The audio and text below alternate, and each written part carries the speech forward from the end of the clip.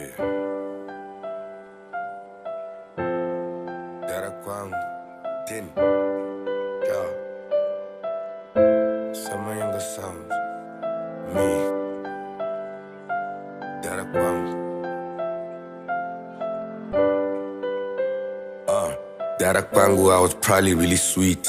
Ndataura nevanhu ndaivakwadza nemaspeech.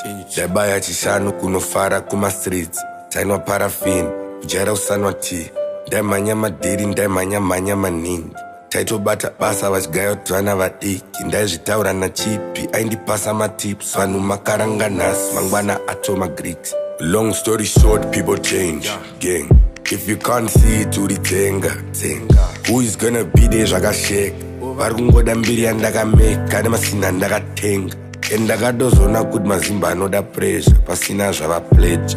All they do is post and the pictures wakateka. Cause munhu wese anoda summers. Mageva nemasalad. Cause I'm Panasonic pa my pics.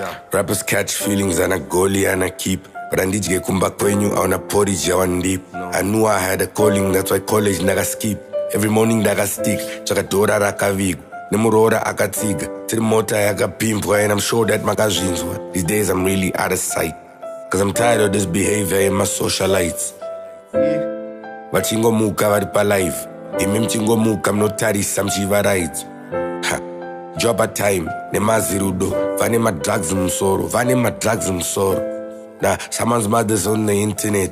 But good wa hondo vakatsamwa busy sending texts. Language javo mayokan.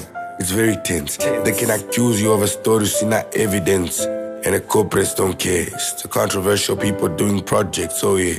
Something in me got me feeling that is not fair. But ngati chiti zvamu rimi ngati chiombe.